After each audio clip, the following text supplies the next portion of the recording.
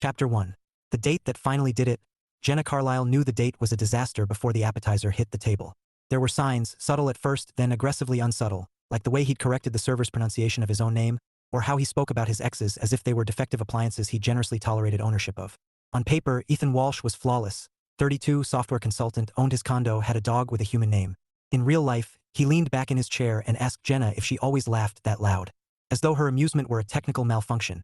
Jenna smiled anyway. She always did, at least at first. Years of professional poise had trained her face into a weaponized pleasantness that smoothed over discomfort until it hardened into resentment later. "So," Ethan said, spearing a shrimp with unnecessary force, "what are you actually looking for?" Jenna paused. The question itself wasn't the problem. It was the way he asked it, already certain her answer would be wrong. "I'm open," she said carefully. "Connection, I guess. Someone kind. Stable." He snorted. Actually snorted. "That's vague. Women are always vague." Jenna blinked. Somewhere deep in her chest, a quiet switch flipped. By the time Ethan launched into a monologue about how modern dating had made men the real victims, Jenna had stopped listening. She watched the condensation slide down her water glass and imagined herself standing up, apologizing to no one, and walking out into the evening air. The fantasy was delicious. Instead, she waited for the check, paid her half, and declined his suggestion of a nightcap if she loosened up.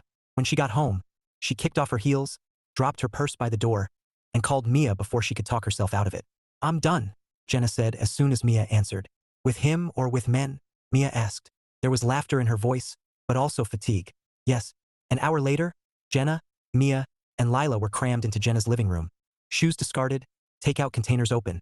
The kind of emergency friends summit that only happened after a true romantic catastrophe. Lila, cardigan still buttoned like she'd never quite left the office, listened with narrowed eyes. "Let me guess," she said. He said something charmingly misogynistic and thought he deserved praise for being honest. "Bingo," Mia said. "That's a free drink." Jenna sank back against the couch. "I don't understand. We're not disasters. We have jobs. We pay our bills. We're emotionally literate. Why does dating feel like wading through a swamp of red flags?" "Because we keep choosing men who look good in a LinkedIn summary," Mia said. "We go for potential like it's a personality trait." They all groaned, the sound of recognition landing too close to the truth. It was Jenna who said it, almost casually. "We should talk to Tom." The room went quiet. "Your brother Tom?" Lila asked. "Yes," Jenna said.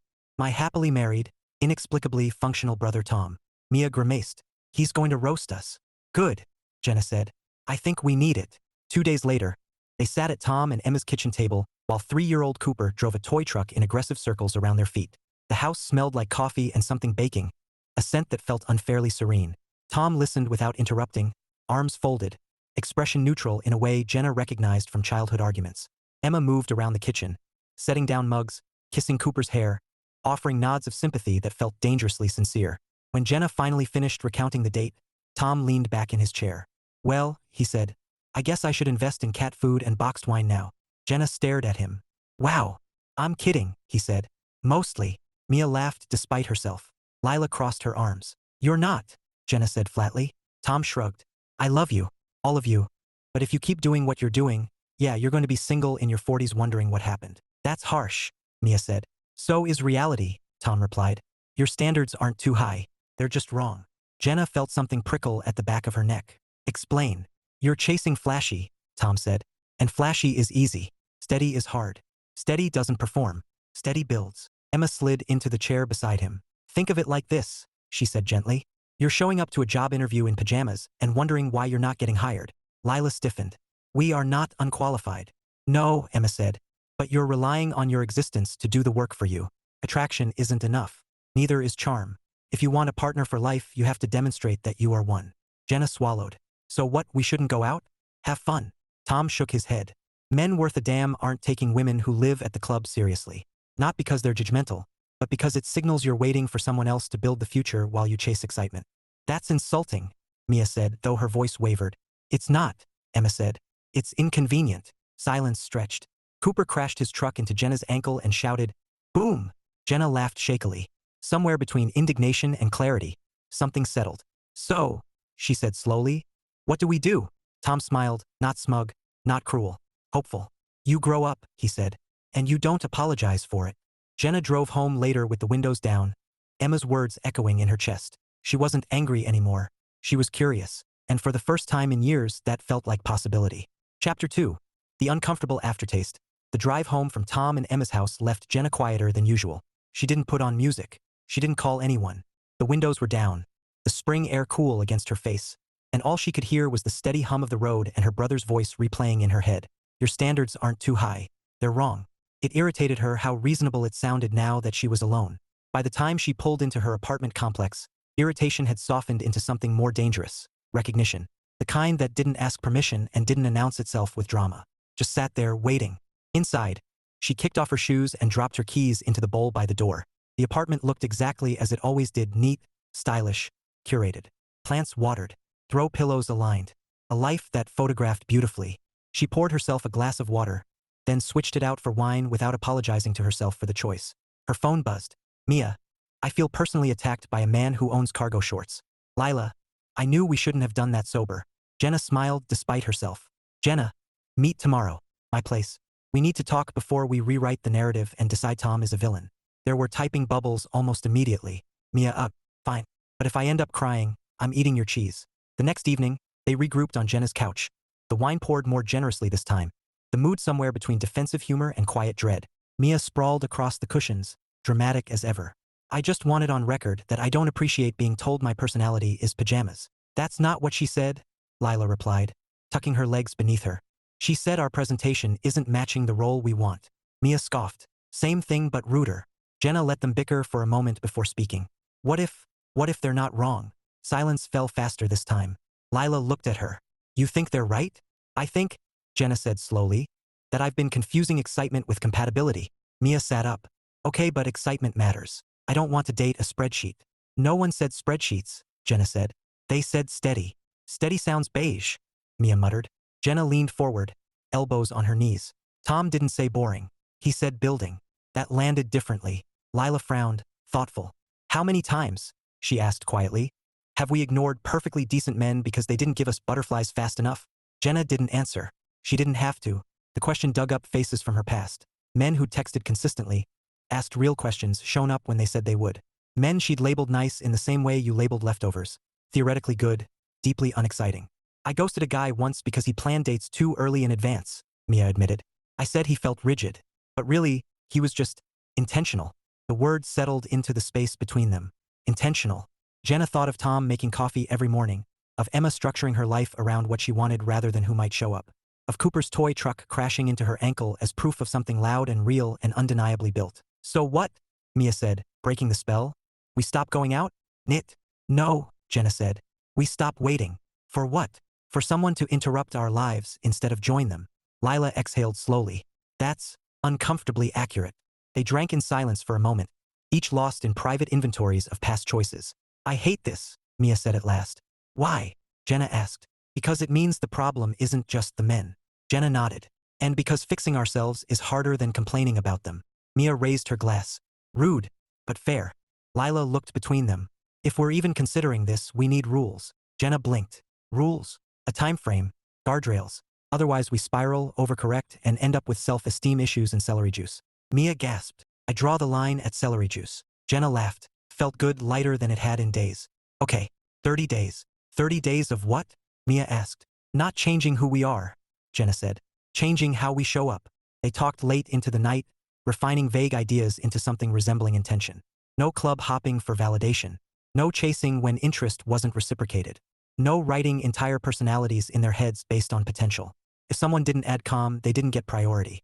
When they finally left, Jenna stood alone in her quiet apartment, the hum of the refrigerator the only sound.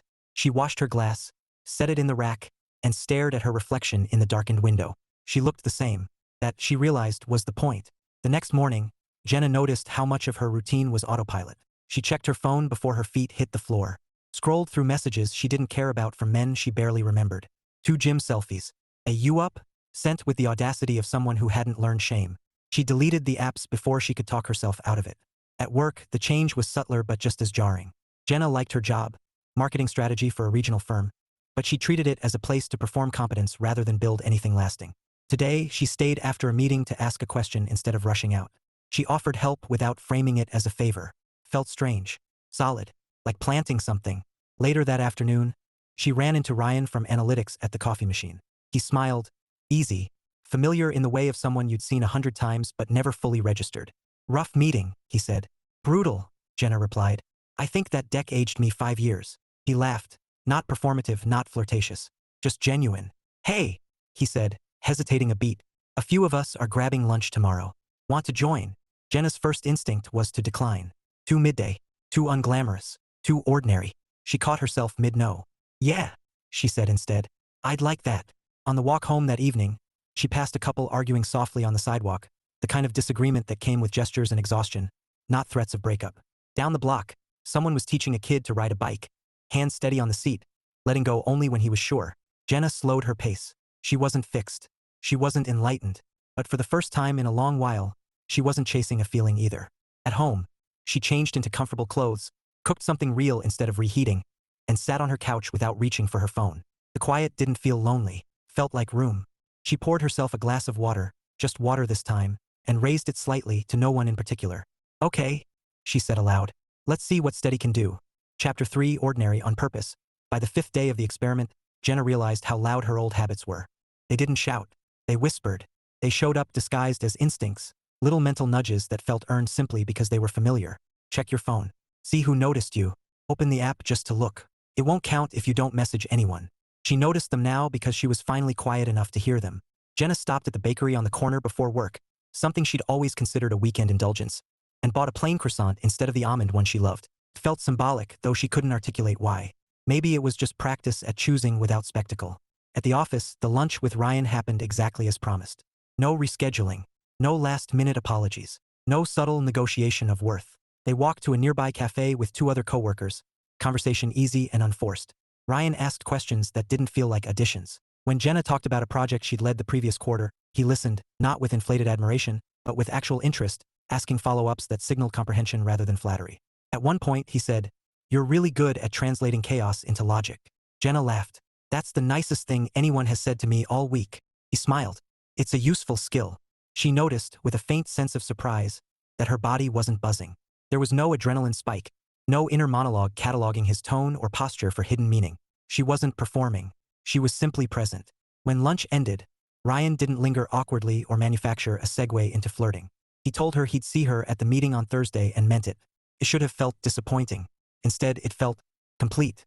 That afternoon, Jenna worked with a focus she hadn't felt in months. Without the low-grade anticipation of romantic distraction humming beneath her tasks, her attention stayed where she put it. She left the office on time, something she often failed to do out of a misguided belief that productivity equaled worthiness. At home, she cooked again, nothing elaborate, just chicken and roasted vegetables, and ate at the table instead of the couch. She realized how often she treated her own life as something to kill time in until something better arrived. Her phone buzzed once. A text from an unknown number. "Was thinking about you." She stared at it. No name. No context. A man from a month ago, maybe 2. Someone whose face she could almost, but not quite, recall. Before she could overthink it, she deleted the message. The absence that followed was startling. No conversation to manage. No expectations to calibrate. Just the evening unfolding honestly. On Saturday morning, Jenna ran into her neighbor in the hallway. They'd exchanged nods before, mutual acknowledgement without curiosity. His name, she remembered dimly, was Mark. He lived 2 doors down, had a dog Jenna occasionally heard through the walls, a deep, contented bark that sounded less like anxiety and more like commentary. "Morning," he said, holding the door for her as she locked her apartment. "Morning," she replied, surprised by the warmth of his smile. They walked down the stairs together. His hands were full, recycling and a grocery bag with the top ripped slightly, cereal peeking out. Jenna noticed the small details without attaching meaning to them. "You're up early for a weekend," he said. "Retraining myself," she replied before thinking. Then corrected, lightly, "Trying to." He laughed. "Same. Turns out sleeping until noon doesn't build the life you think it will." That earned him a second look. Outside, his dog sat patiently, leash slack. A large mutt with kind eyes and a readiness that radiated quiet trust. "This is Henry," Mark said. "He does not believe in strangers, but he respects your energy." Jenna crouched without hesitation, letting the dog sniff her hand. "I'll take that endorsement." They talked for 5 minutes. About the weather. About the bakery on the corner. About nothing that required polish or depth. When they parted, it was with an easy promise of, "See you around." Jenna went on with her day, grocery shopping, cleaning, answering emails she'd put off all week. At some point, she became aware of a subtle shift. She wasn't inventorying the interaction. She wasn't wondering what it meant. She was just living. That night, Lila hosted dinner, an intentional gathering, Candles despite it being a Tuesday, real plates instead of takeout cartons. Mia arrived late and breathless, carrying a bottle of wine like an offering. "I think I'm broken," Mia announced after her first sip. "I turned down a guy at a party because he was loud and didn't ask me anything about myself."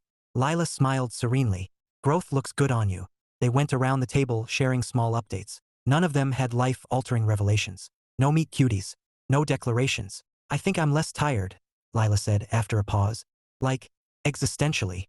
Jenna nodded. "I think I'm more honest. With myself, at least." Mia tilted her head. "Is it weird that I kind of miss chaos?" "Yes," Jenna and Lila said in unison. They laughed, the sound of it fuller than it used to be. On the walk home, Jenna passed the clubs downtown. Lines curled around corners, music thudding through closed doors, a ritual she'd once considered proof of vibrancy. She didn't feel superior or tempted, just distant. Inside her apartment, she lit a lamp instead of scrolling in the dark, wrote a short list on a sticky note and slapped it onto her fridge. Things that actually matter. She left it blank. The next week unfolded with similar quiet consistency. Ryan waved in meetings. Mark nodded in the hall. Jenna met her deadlines, watered her plants, slept more deeply than she had in months. Nothing swept her off her feet. Everything held. On Friday evening, as she curled up on the couch with a book she'd been ignoring all year, Jenna felt something unfamiliar bloom behind her ribs. Not excitement, not longing, confidence not flashy or loud, but earned. Her life didn't feel paused anymore. It felt already in motion whether anyone joined her or not. And that, she was beginning to understand, changed everything. Chapter 4. The interview you don't wing. Jenna met Emma for coffee on a Wednesday afternoon that smelled faintly of rain and ambition. It was Emma's idea, delivered in a text that didn't soften itself with emojis or preamble. "Want to grab coffee this week? Just us." Jenna read it twice before answering yes. They chose a cafe near Emma's office. Clean lines, good lighting, the kind of place where meetings happen disguised as casual conversation. Emma arrived exactly on time, coat folded neatly over her arm, hair pulled back in a way that suggested practicality rather than effort. Jenna noticed, not for the first time, how Emma seemed finished with herself before she ever walked into a room. After ordering, they claimed a small table near the window. For a moment, they sat in silence, the hum of other conversations filling the space.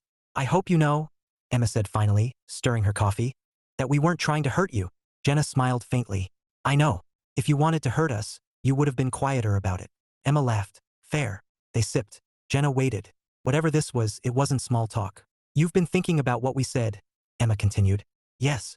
And," Jenna looked down at her cup, "I think I've been confusing being chosen with being valued." Emma didn't respond immediately. That, Jenna was learning, was part of her power. She gave thoughts space to exist before shaping them.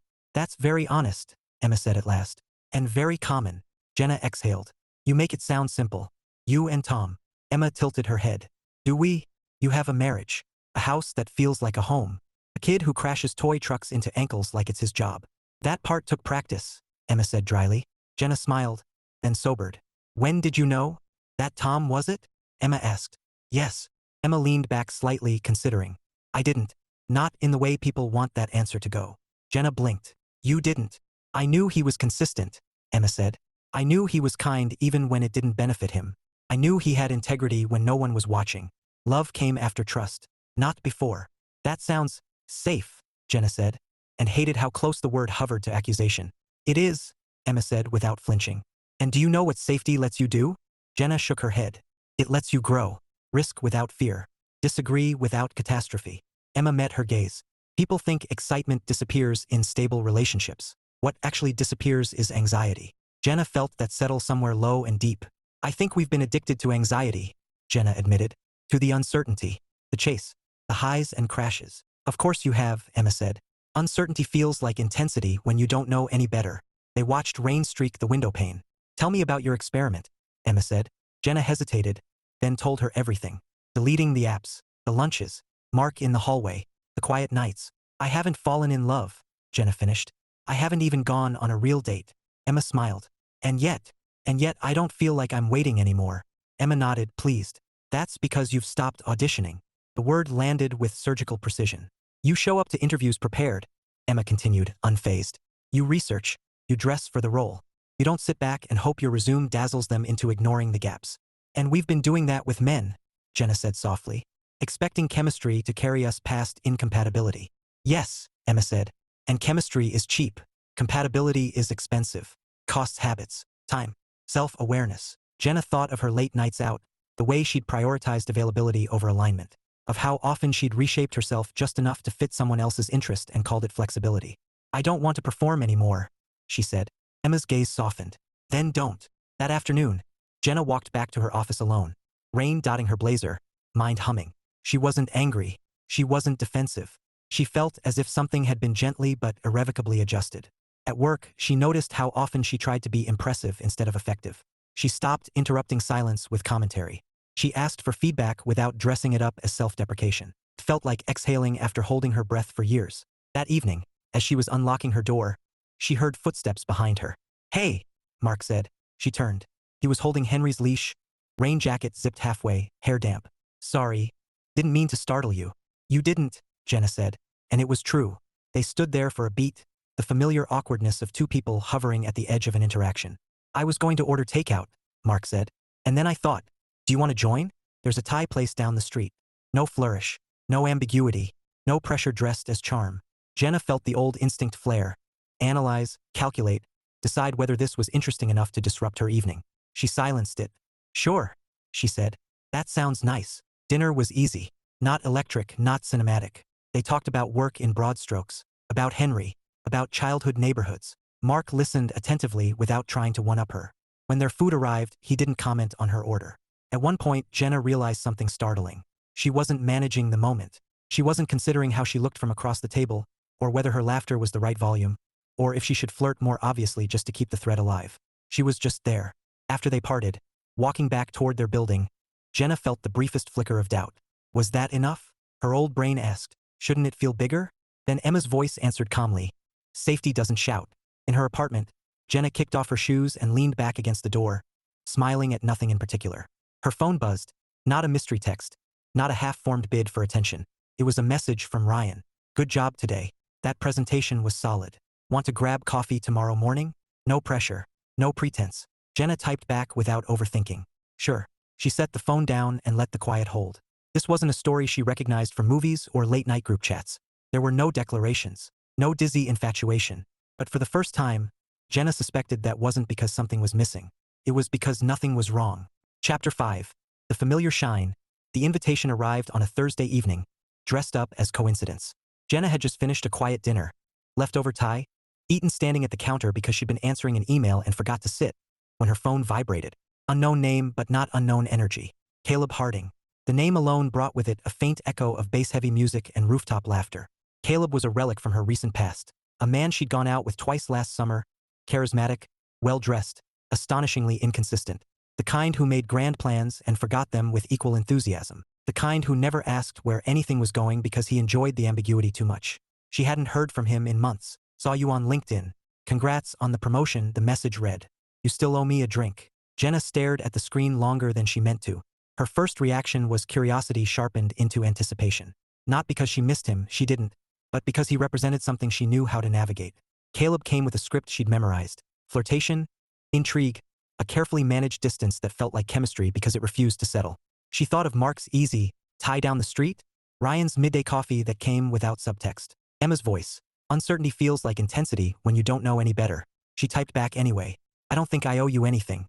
3 dots appeared almost immediately. That wasn't a no. She closed her eyes. "Damn it," she said aloud. Not to him, but to herself. Across town, Mia was having a similar moment, though neither of them knew it yet.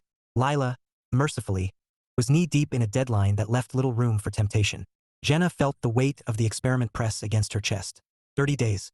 That was the agreement. 30 days of intention. Of not defaulting. This would count as defaulting. She set the phone down. Picked it up again.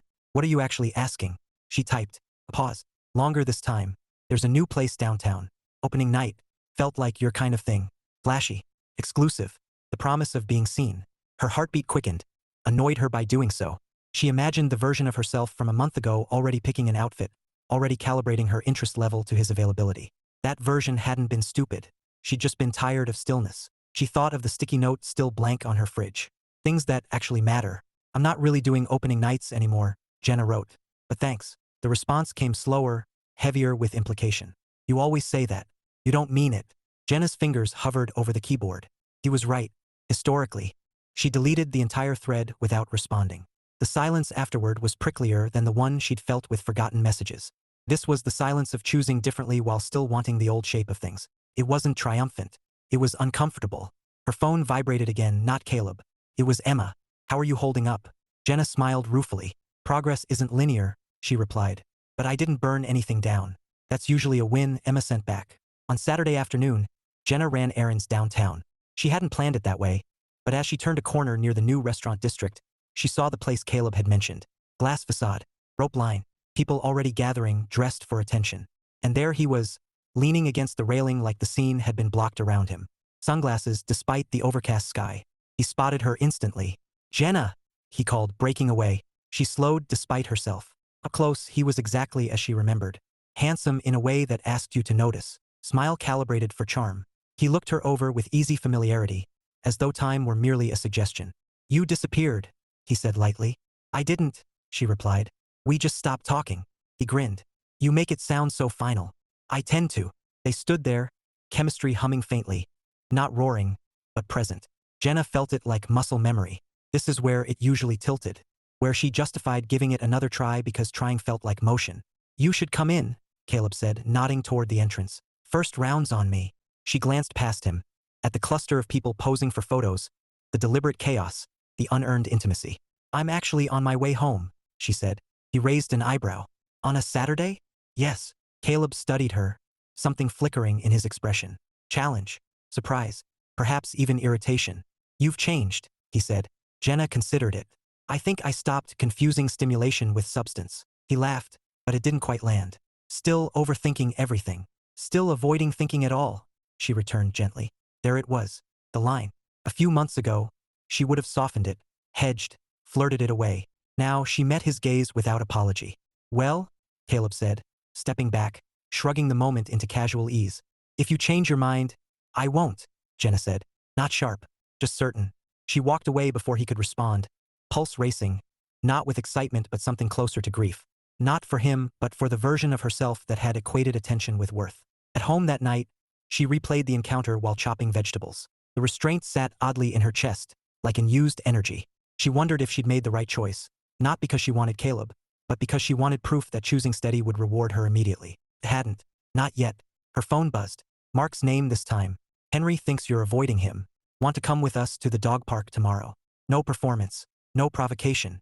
No pressure. Jenna smiled, the tension in her shoulders easing. Sure, she typed. What time? 10. He's an early riser. So was she now, apparently. As she went to bed, Jenna allowed herself to feel the small ache that came with letting go of Flash. Not everything familiar left without resistance. She was learning that growth didn't feel like victory laps. Sometimes, it felt like choosing to walk past bright lights in favor of something quieter you couldn't fully see yet. Before turning off the lamp, she went to the fridge and added a single line to the note. Consistency. She stared at it for a moment, then nodded to herself. Tomorrow she would show up again. Not to be chosen, but to be present. Chapter 6. Saying it out loud. The dog park at 10 a.m. was a study in unvarnished reality. No filters. No curated angles. Just mud, tennis balls, mismatched athleisure, and people who had surrendered to the needs of something messier than their own image. Jenna stood at the gate beside Mark, watching Henry vibrate with barely contained joy. He knows what this place means, Mark said, unclipping the leash. Henry bolted with purpose, not chaos, greeting other dogs with a confidence that didn't require dominance. Jenna smiled before she realized she was doing it. That's a very emotionally secure dog, she said. Mark laughed. He had a rough start. Took time. They walked the perimeter while Henry played. The conversation drifted easily, weekend plans, bad movies, the merits of farmers markets versus grocery delivery. No flirting. No evasions. Just presents stacked neatly atop presents. At one point, Mark said, You seem different lately. Jenna stilled, the comment landing softer than it might have weeks ago. Different how? Settled, he said after a moment. In a good way. Like you're not bracing for anything. She considered denying it, then didn't. I'm trying something new. Working. She watched Henry chase a ball, fail magnificently, then try again. Yeah, it is. They walked back in companionable silence, the kind that didn't beg to be filled. Later that day, Jenna met Mia and Lila for brunch. The place was loud in the way only brunch could be.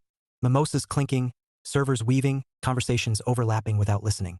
Jenna felt oddly detached from the noise, like she'd adjusted her internal volume. Mia arrived first, sunglasses on despite being indoors. She slid into the booth with theatrical exhaustion. I almost texted my ex last night, she announced. Lila winced. Almost. I wrote it, Mia admitted, deleted it, then stared at my phone like it might beg me back. Jenna raised her coffee. And yet I didn't, Mia said, surprised pride creeping in. I realized I wasn't lonely. I was bored. That's huge, Lila said. It's also annoying, Mia replied, because boredom used to be my cue to self-sabotage. Jenna nodded. Same. She told them about Caleb, about seeing him, about walking away. You're stronger than me, Mia said, half joking, half sincere. No, Jenna said. I'm just tired of mistaking chemistry for character. Lila leaned back, studying Jenna carefully. You know this means you can't pretend ignorance anymore. I know, Jenna said. And that's the scary part. That afternoon, she went home alone and wrote for the first time since college. Not in a journal, she didn't have patience for abstraction, but on a legal pad, concrete and unadorned. I want reliability. I want laughter without performance. I want someone who adds calm, not confusion. I want to be chosen without auditioning.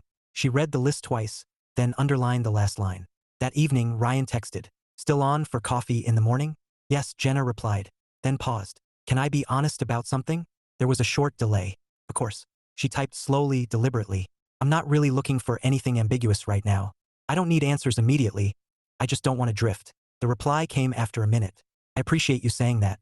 I'm not interested in drifting either. Her chest tightened. Not with fear, but with clarity. Coffee tomorrow, he added. And we can talk. No pressure.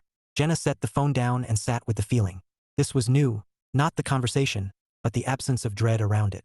At coffee the next morning, they talked exactly as promised, openly, calmly. Ryan admitted he'd been burned before, that he moved slower now as a result. Jenna shared her experiment, her recalibration. I don't need fireworks, she said. But I do need intention. Ryan nodded. That's reasonable. Reasonable. Once, she would have heard that as resignation. Now, it sounded like respect. They left with no grand plan, only a shared understanding and another coffee scheduled. That night, Jenna cooked again, ate at the table, added another word to the fridge note. Accountability. She wasn't fixed. She wasn't finished. But for the first time, she was speaking her wants out loud and letting the room respond honestly. And that felt like real progress. Chapter 7. Staying put, the uncertainty arrived quietly, which made it harder to name. Jenna noticed it on a Tuesday morning when she woke before her alarm and lay staring at the ceiling, heart alert without being anxious. There was nothing wrong. That was the problem. She had grown so accustomed to turbulence masquerading as passion that tranquility now felt like something she needed to verify. She made coffee, fed her plants, dressed for work. The calm followed her like a shadow. At the office, Ryan met her by the elevators. I heard we survived the budget review, he said. Barely, Jenna replied. My slide deck is emotionally exhausted. They rode up together. He didn't touch her arm, didn't flirt, just stood beside her, familiar and grounded. Later that afternoon, during a lull between meetings, Jenna caught herself scanning her calendar for something to anticipate. Not an event, an emotional spike. A reason to feel elevated instead of simply fine. Fine, she was learning, had been unfairly maligned. That evening, Emma invited them all over for dinner. No occasion, no announcement, just a text that read, "You're all coming. I made too much food." Jenna arrived with Mia and Lila, both of them shedding coats and context at the door. Cooper barreled into the room on his tricycle, announcing that he had a plan, though he could not articulate what it was. They ate around the kitchen island, conversation flowing easily. Work updates, family stories, Mia's ongoing refusal to date anyone whose emotional depth could be summarized in a sentence. At one point, Emma cleared plates and leaned against the counter, watching Jenna with quiet curiosity. How's the experiment? Jenna hesitated. Good.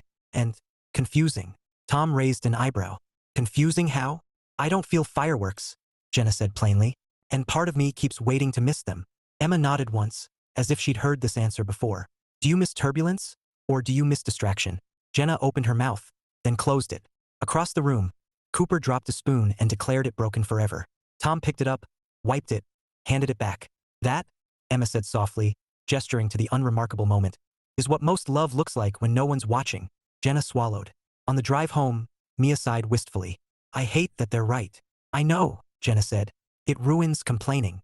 A few days later, the test arrived in earnest. Ryan asked if she wanted to meet his parents' friends for drinks. Nothing formal, just a group thing after work. The request was casual, but the implication wasn't. It was a step that carried expectations, however modest. Jenna's stomach flipped. Old instincts surged. This is where you hesitate, where you deflect, where you maintain an exit. Commitment, even in its earliest form, used to feel like a narrowing of options, like surrendering leverage. Sure, she heard herself say. That sounds nice. After she hung up, fear crept in. Not sharp, not panicked, just insistent. What if this was it? The question startled her. Not because it was dramatic, but because of the way it reframed everything. She wasn't afraid of Ryan. She was afraid of the ordinariness of choosing and staying. That night, Mark knocked on her door. Henry sat patiently at his side, tail thumping once. "Any interest in joining us for a walk?" Mark asked. "I need air. And Henry thinks you're part of his routine now." Jenna hesitated only long enough to grab her jacket. They walked the neighborhood in companionable quiet. Streetlights pooled softly on the sidewalks. Somewhere, laughter drifted from an open window. "I've been meaning to say," Mark said after a moment, "if I ever misread things, tell me. I value clarity." Jenna stopped walking. She turned to him, the words forming before she could soften them. "I like you, and I'm figuring things out. I don't want to lead anyone on." Mark nodded. No defensiveness. No disappointment trying to disguise itself as indifference. "I appreciate you saying that," he said. "For what it's worth, I'm not in a hurry. I just didn't want silence to make decisions for us." Her chest loosened. They resumed walking. Nothing changed. And somehow everything did. Later, alone in her apartment, Jenna sat on the edge of her bed, hands folded, the weight of choice settling around her. This was the moment she used to flee. The point where she'd manufacture distance to feel powerful. Instead, she stayed. She texted Ryan. "I'm nervous about tomorrow," she wrote. "Not because of you, but because I don't want to run anymore." The reply came quickly. "Thank you for trusting me with that," Ryan wrote. "We can go at whatever pace keeps us honest." Jenna lay back and stared at the ceiling again. But this time her heart slowed rather than raced. She wasn't being swept away. She was standing her ground. And she was beginning to realize that courage didn't always look like bold moves or grand declarations. Sometimes, it looked like staying put when every old instinct told you to disappear. When morning came, Jenna woke rested. She added another word to the note on her fridge before leaving for work. Vulnerability. It looked right where it was. She didn't peel it off. She didn't revise it. She let it stay. Chapter 8. Already home. The morning of the drinks with Ryan's parents' friends dawned clear and unremarkable, which Jenna took as a small kindness. She didn't wake with nerves snapping through her. No rush of what-ifs or rehearsed versions of herself lined up for inspection. She drank her coffee, fed her plants, chose an outfit that felt like her, polished without being performative, and left her apartment feeling grounded rather than sharpened. In the elevator, she caught her reflection in the mirrored wall and smiled faintly. Not because she looked impressive, but because she looked comfortable. The bar was exactly what Ryan had described. Casual, neighborhood-friendly, crowded with overlapping conversations that didn't demand anyone be the center of attention. The introductions were brief and warm, not probing. People asked about her work and actually listened to the answers. No one assessed her as a prospect or a curiosity. At one point, Ryan's mother's friend, Marianne, retired teacher with sharp eyes and a gentler voice, asked, "How did you two meet?" "At work," Jenna said easily.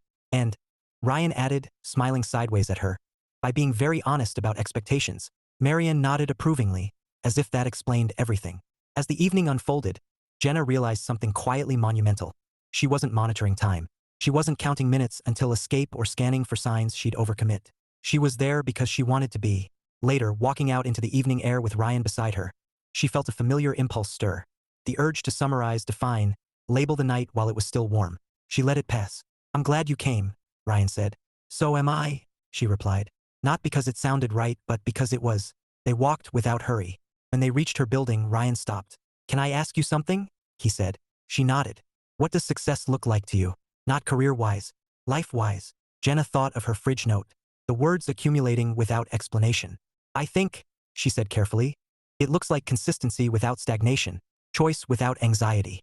Knowing I don't have to abandon myself to be with someone else." Ryan watched her, expression thoughtful rather than reactive. "That sounds like something worth building." Her chest warmed, not with rush, but with recognition. "Yes," she said, "it does." They didn't kiss dramatically in the doorway. He squeezed her hand. She squeezed back. It was enough. Upstairs, Jenna leaned against her door for a moment before unlocking it, happiness settling into her bones like certainty rather than celebration. She wasn't holding her breath. She wasn't racing forward. She was standing exactly where she was meant to be. The next day was Sunday, and Sunday meant family dinner at Tom and Emma's. Cooper greeted her with a hug that nearly took out her knees. The house buzzed with ordinary life. Dishes clinking, cartoon theme songs looping softly in the background.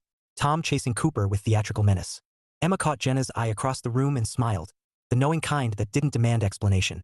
Later, as Jenna helped dry dishes, Tom nodded toward the fridge, where a photo strip of family moments was pinned alongside a calendar and grocery list. "You look different," he said, echoing Mark weeks earlier. "Settled?" Jenna asked, arching an eyebrow. He grinned. "Exactly that." Emma joined them, towel over her shoulder. "Did you figure it out?" Jenna considered the question. I think I stopped asking someone else to. Emma's smile deepened. That'll do it. On the drive home, Jenna called Mia. Report, Mia demanded. Things are quiet, Jenna said. In the best way. Mia hummed thoughtfully. Same annoyingly. I went on a date. He brought up his therapist without irony. Jenna laughed. Marry him. Let's not rush, Mia said. But yeah, I get it now. Later that evening, Jenna added the final word to the note on her fridge. Alignment. She stood back and read the list from top to bottom. Things that actually matter. Consistency. Accountability. Vulnerability. Alignment. It wasn't aspirational anymore. It was descriptive. Weeks passed, not in montage but in lived moments. Dinners that weren't additions. Conversations that didn't spiral. Jenna and Ryan learned each other slowly, respectfully, with room for disagreement and repair.